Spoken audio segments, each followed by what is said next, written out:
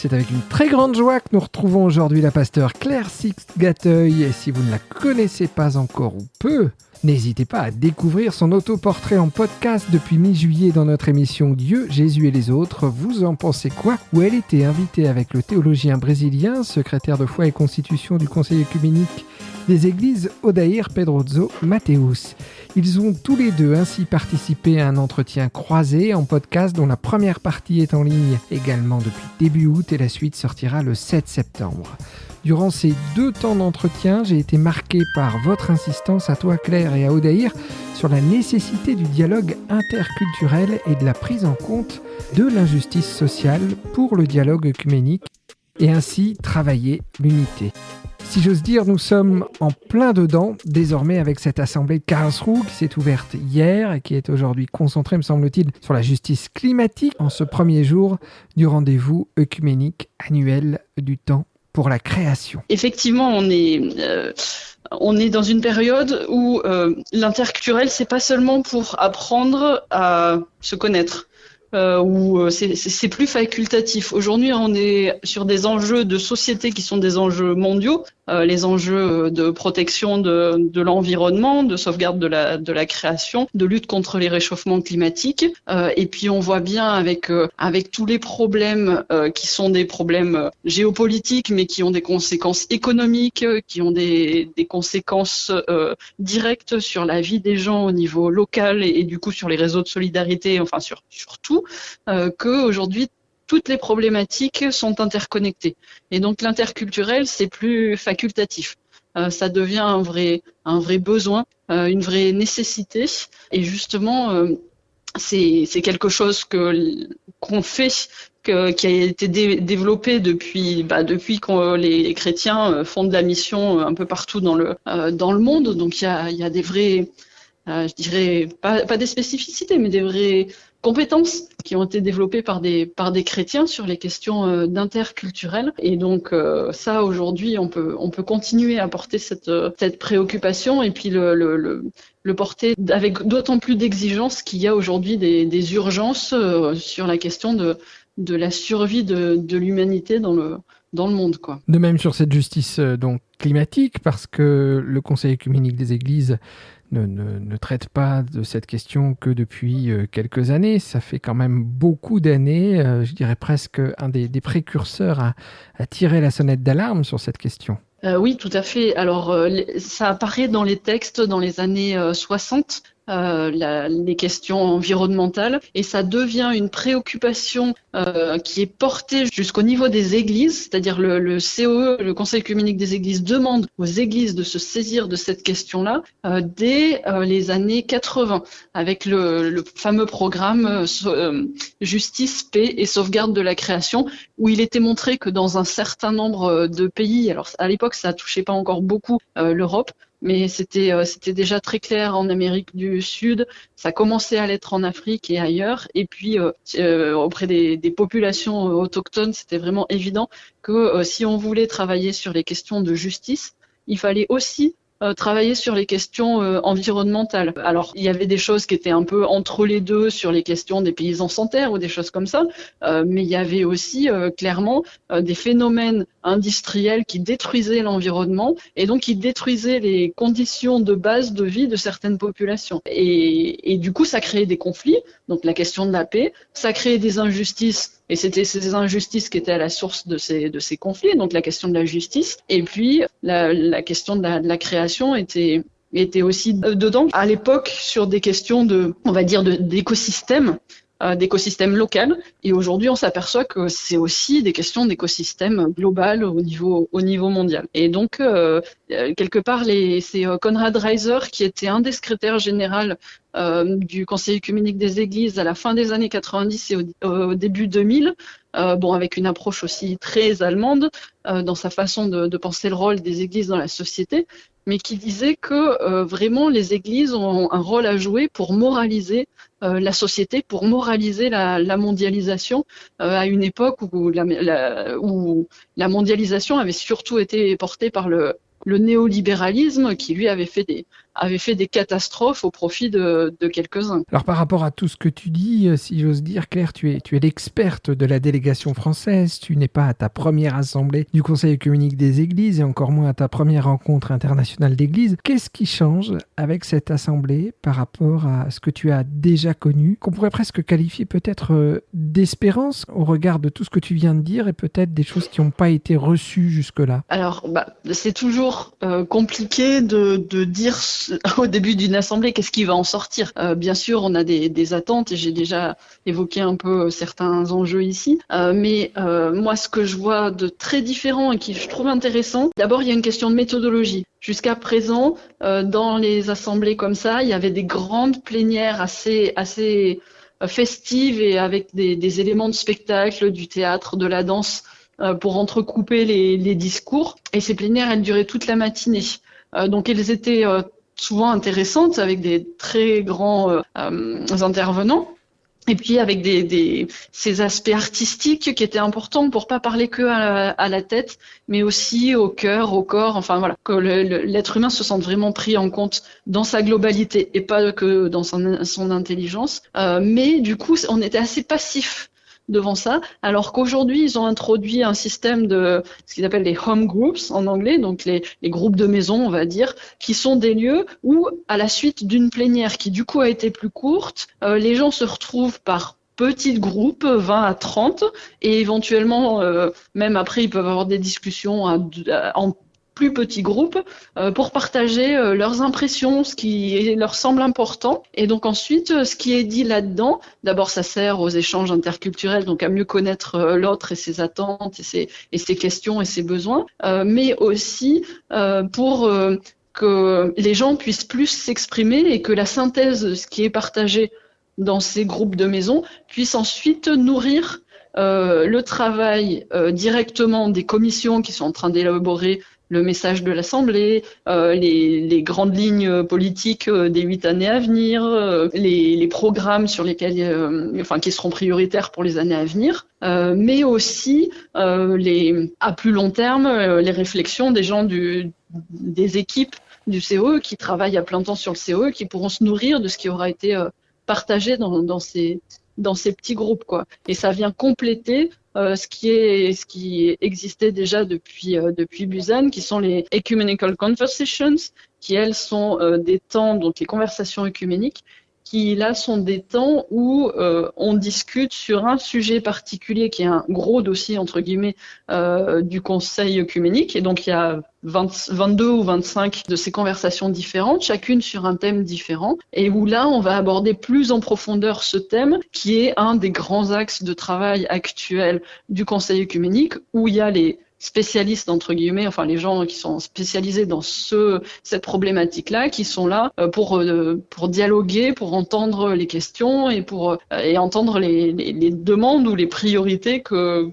vont soulever les gens qui sont intéressés par cette thématique, quoi. Et alors, là, ça va de la justice, en passant par le Moyen-Orient, juste aux questions d'éducation théologique ou de dialogue interreligieux ou de dialogue œcuménique. Alors tout ça sont donc des enjeux qui perdurent d'une assemblée à l'autre, ou est-ce qu'il y en a encore d'autres que tu perçois? Alors, il y en a ça fait plus d'un siècle que c'est les mêmes. Par exemple, les questions de dialogue entre chrétiens, de recherche d'une forme d'unité visible des chrétiens et de travail d'un témoignage commun. Il y a les questions de justice, mais qui évoluent avec le temps.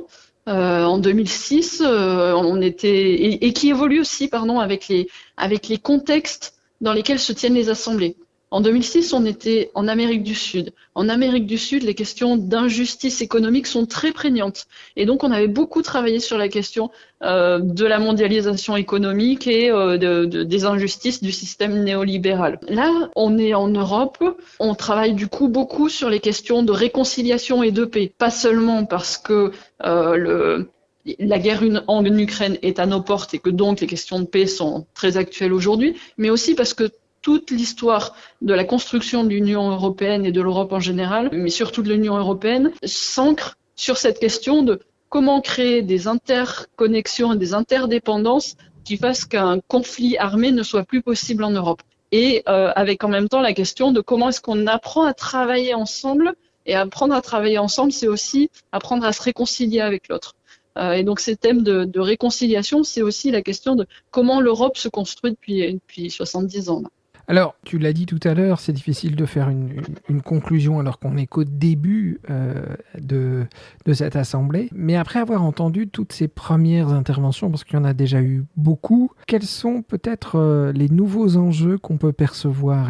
Alors, la question de la sauvegarde de la création est devenue l'enjeu numéro 1. C'était déjà un enjeu important à Busan, mais c'était pas devenu l'enjeu numéro 1. Alors que là, vraiment, on sent qu'il y a, enfin, on le sait, hein, on est au point de bascule et si on réagit pas très vite au niveau sociétal, pas seulement les églises, eh ben, on va arriver à des points de non-retour. Et donc, il y a une urgence là qui se cible.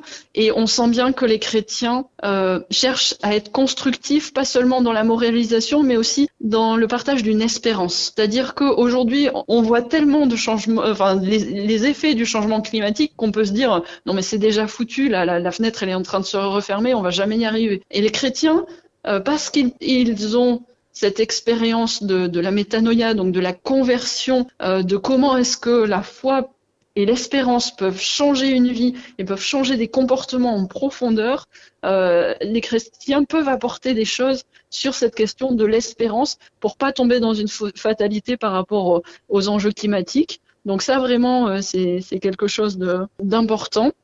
Donc ces enjeux climatiques, je dirais, c'est le number one. Le deuxième point qui me semble important, et c'était les 2 points d'ailleurs de la plénière d'un jeudi, c'était le deuxième, c'était la question d'Israël-Palestine et plus largement la question des conflits au Moyen-Orient et des violences dans la société au Moyen-Orient. Et ça, je crois que la question de la paix, la question des enjeux de comment est-ce qu'on apprend à vivre ensemble entre peuples avec des cultures très différentes, avec des logiques très différentes, avec même des façons de penser le pouvoir très différentes? Comment est-ce qu'on arrive à ne pas être seulement dans un rapport de force entre États, mais dans une forme de coopération et dans une forme de critique mutuelle qui soit constructive, et comment les églises peuvent être témoins de ça? Parce que les églises, elles ont, même si elles sont très différentes et que parfois elles se disputent, elles s'engueulent aussi, on a quand même quelque chose qui nous unit, qui est le Christ, et qui nous permet de lâcher, on va dire, ce qu'on a envie de maîtriser pour apprendre à se mettre ensemble au service du Christ. Et quelque part, on se dit que peut-être ce travail sur l'unité des chrétiens qu'on fait depuis plus de 100 ans maintenant peut être aussi une aide pour les sociétés, pour tracer un chemin ou pour porter une espérance, pour apprendre à être plus dans la coopération, dans l'interculturel, dans une critique mutuelle aussi. Il faut pas croire qu'on est tous gentils, mais dans une critique mutuelle qui permette que les choses se disent autrement que par les armes, et qu'on soit un peu moins dans le rapport de force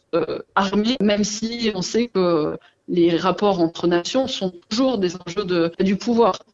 Mais on peut être dans d'autres formes de pouvoir que le pouvoir armé, et on peut être dans des formes de dialogue qui permettent de faire baisser le rapport de force. Alors, en observateur extérieur, moi, je suis frappé quand même de ce principe de réalité qui, sans utopie, pose bien cette espérance pour le futur. Et j'ai été frappé lors d'une conférence de presse du secrétaire général Yann Soka qui parlait d'un nouveau commencement. Est-ce que tu partages son analyse? Alors, le nouveau commencement pour les sociétés ou pour le COE? Pour tout le monde, en fait, au regard justement de ce travail et de l'espérance et de cette place aussi des jeunes, parce que ça a été aussi pas mal évoqué lors différentes interpellations et partage dans le principe de réalité qu'il y avait un nouveau commencement du possible, aussi bien en église, en interéglise, que dans l'ensemble de notre société. Alors, ce qui est sûr, c'est que la crise du Covid a créé de nouvelles perspectives, et elle a rendu les églises et tout le monde plus conscients des interdépendances de l'humanité. Et ça, je crois, et du fait que la mondialisation était irréversible. et que donc, si on ne coopérait pas, on allait tous dans le mur. Et ça, je crois que c'est peut-être là qu'est le plus le pivot, le point de bascule. Après, la question de la place de la jeunesse, moi, j'étais déjà déléguée jeunesse en 2006, je l'entendais déjà. Dans les années 60-70, au moment où toute la jeunesse s'est révoltée dans le monde autour de mai 68, les conférences, les assemblées du Conseil œcuménique des Églises juste après ont été très marquées par la présence et le discours des jeunes, parce que justement, ils proposaient un point de bascule. Et peut-être que ce que les jeunes peuvent nous apporter aujourd'hui, c'est leur sentiment encore plus important que le nôtre de la bascule du changement climatique. Mais pour le reste, on est quand même dans une assemblée où il y a principalement des hommes d'un certain âge et des dirigeants d'église. C'est pas les jeunes du terrain qu'on voit le plus dans ce genre d'assemblée. On peut pas nier qu'on est dans un lieu institutionnel. Donc voilà, mais ça veut pas dire que les gens se soient pas mis plus à l'écoute. Mais je crois qu'ils se sont mis plus à l'écoute de tout le monde. Alors ils se mettent à l'écoute de la jeunesse parce que c'est ce qui donne de l'espoir, c'est ce qui donne un élan, une dynamique, une envie de changement. Mais ils se mettent à l'écoute de tout le monde. Les populations autochtones aussi, qui sont les premières touchées et par le changement climatique et par les questions de pandémie, parce que souvent elles sont loin des lieux de soins, des lieux de l'accès aux soins. Elles sont très présentes aussi. Moi, pour participer à cette assemblée, que ce soit la 3e, je suis frappée cette fois-ci du nombre de personnes handicapées qui sont là aussi. Il y a des traductions en langue des signes. Cette fois-ci, j'ai vu plusieurs aveugles. J'ai vu au moins le double de fauteuils roulants que ce que j'avais vu à Busan en 2013. Donc voilà, il y a vraiment une volonté et c'est une mise en application d'un principe très fort qui était au cœur d'un texte qui a été adopté en 2013. Ce principe s'appelle la mission depuis les marges. Cette idée de mission depuis les marges, c'est de dire souvent les personnes qui sont aux marges sont les personnes qui sont les plus conscientes du péché parce qu'elles en sont les premières victimes.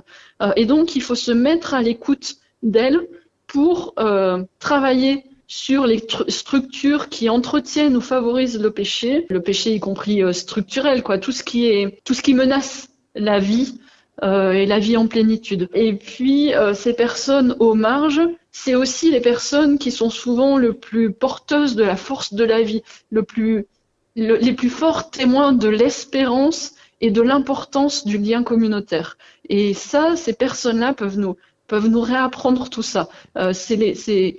Quelque part, elles nous précèdent sur le chemin de la communion parce que c'est elles qui font le plus de chemin pour nous rejoindre. Et donc, elles savent ce que c'est que de faire des sacrifices pour être avec les autres. Et donc, on a à apprendre d'elles. Et quand le Christ il dit ce que vous avez fait au plus petit, c'est à moi que vous l'avez fait.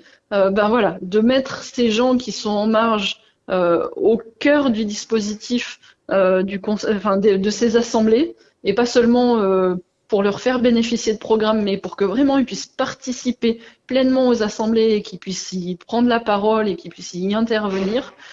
C'est une façon aussi de se mettre à la suite du Christ qui est présent dans les plus petits, dans les plus pauvres, dans ceux qui sont en prison, dans les plus fragiles. Merci Claire de tout ce témoignage. On t'écouterait longuement parce que tu es toujours très claire dans tes explications. Merci d'avoir, après et durant ces différentes journées marathon, pris le temps avec nous de nous éclairer sur ce qui se passe à Karlsruhe en ce début de mois de septembre. Je rappelle que nous pouvons plus longuement réfléchir encore avec toi et prolonger nos échanges ainsi qu'avec Odaïr Pedroso Mateus sur la théologie œcuménique à travers différents podcasts passés et à venir dans l'émission que nous proposons mensuellement. Dieu, Jésus et les autres, vous en pensez quoi? Bonne suite d'assemblée à toi et à tous ceux de la délégation et évidemment à tous ceux présents à Karlsruhe et au plaisir de te retrouver. Merci de votre écoute. Merci à toi, Marc, pour ce temps d'échange. À bientôt.